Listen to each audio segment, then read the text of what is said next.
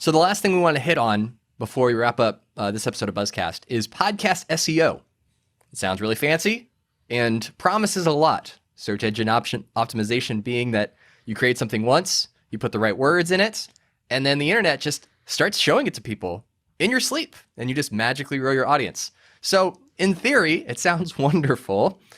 In practice with podcasts, it can leave some to be desired. And so over at Pod News, James Cridlin did a big deep dive of podcast listening apps like Apple Podcasts, Spotify, Overcast, and looked at their search practices. So when someone searches something in the app, what information are they actually using to populate those results? So Kevin, do you want to kind of look through this chart that they put together, looking at what information is used by podcast apps to search for data and kind of what it means for podcasters that are looking at podcast SEO as a marketing tool?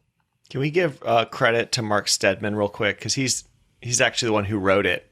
James Cridlin's a contributor, so I want to make sure that we give him the cred points. Thank you, Mark. All right. So yeah, it was. I didn't get a chance to process the whole article yet, but I'm looking at this chart, and when we were talking about it before this episode, I thought this was really interesting.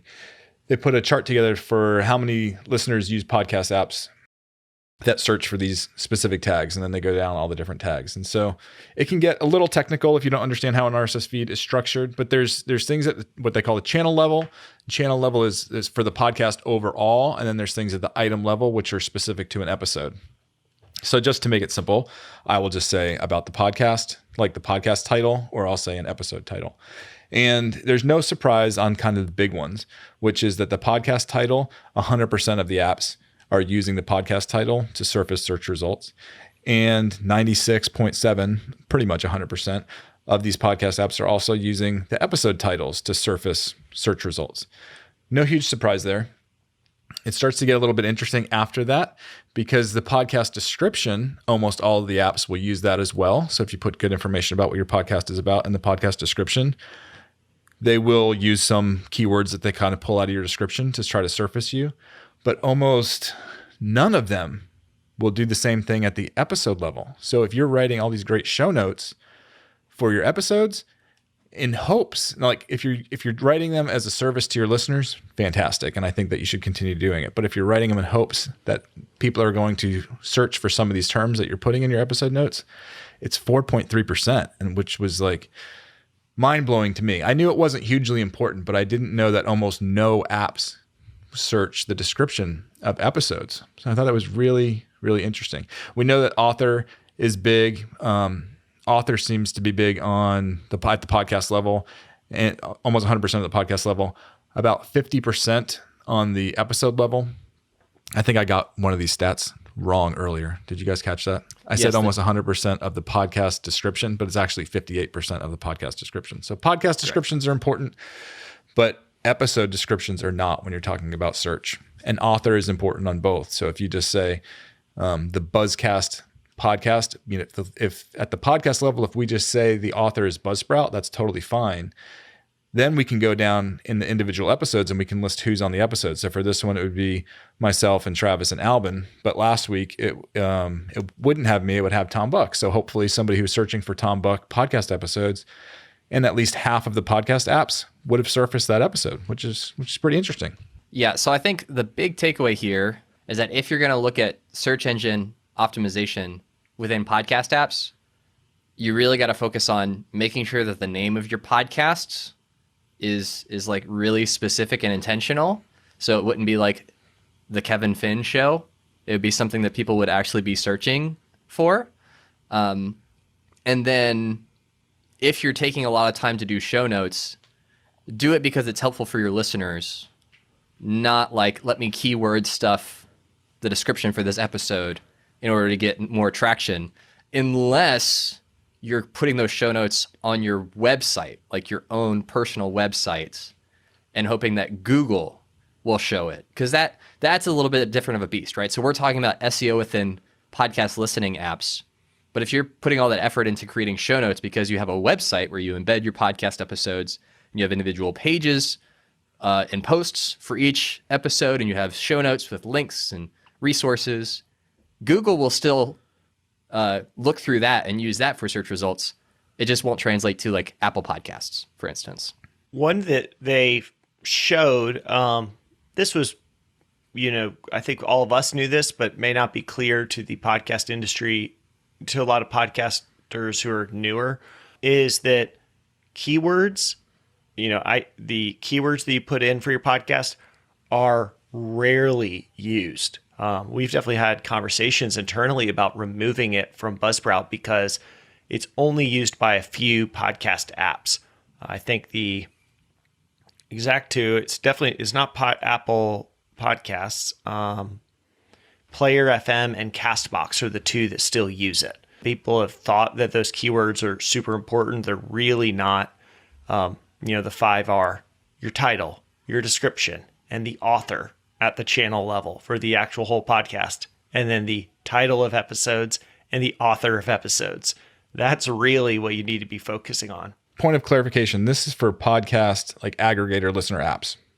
This is not for your podcast website and how you might get better search engine results in Google or Bing or DuckDuckGo. Yeah, Google's even transcribing your episodes in the background. Right. So if you are putting podcast keywords into your RSS feed and Google's ingesting that, we don't know the secret sauce of Google. They may or may not be using that. I think we end up taking for Buzzsprout specifically, we take your keywords and we put them as a meta keyword tag on your Buzzsprout website that you get. So we're not saying, oh, the apps don't use them, don't even bother putting keywords in. Still put them in there, but just realize that in the listening apps specifically, they're not, you shouldn't go in with the expectation that whatever keyword you put in, you should be able to search for that in Apple Podcasts, and then your podcast is going to show up. Travis and I have learned a lot from YouTube. It can often feel like each of these separate descriptions and titles and artwork and title of the episode name are all working independently.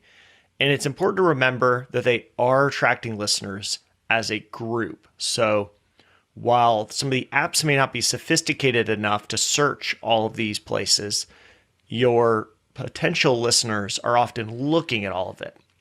So the way we think about it on YouTube, and the way I think you should think about it for your podcast, is often they search for a term, and you've really got to put it in those, one of those 5 locations we just talked about.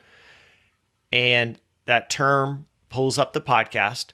And then the big thing is your artwork needs to catch their eye. So you want to have some good quality artwork. We've got tons of resources on that. And then when they catch the artwork, then they go to the title, and your title really has to deliver to them what this podcast is about.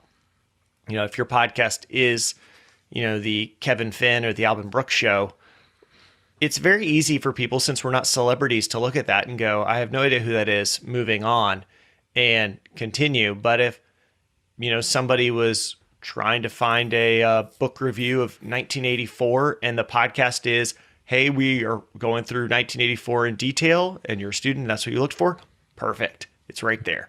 So you want to deliver what they're searching for.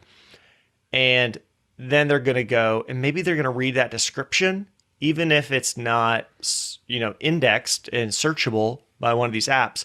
People often read that description, or at least skim it, to go get a better feel for the podcast before they subscribe. So all these things aren't searchable in apps, but they are definitely important in the listener acquisition process. And then, like Kevin's reminded us, Google is looking at all of this. So if you have a podcast website, and we really recommend doing that, you are going to have episodes show up all over the web for people who are searching for the thing that you are podcasting about. Yeah, and that podcast website could simply be the one that Buzzsprout gives you if you host with Buzzsprout. Those websites were designed in such a way to really be attractive to Google Podcasts. And so your podcast episodes will show up in Google Podcasts. People can play them directly within the Google Podcast web portal if they search it. And so you don't have to go out and create something custom. You can certainly start with the Buzzsprout website. And then if you want to add additional features that we don't have, then you could look at a Squarespace or a Wix or a WordPress to really build that out.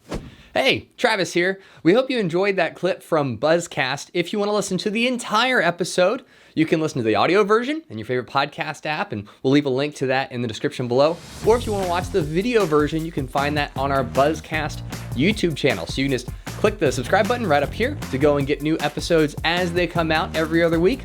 Or you can click this image down here to watch the full version of this episode. We hope you enjoyed it, and until next time, keep podcasting.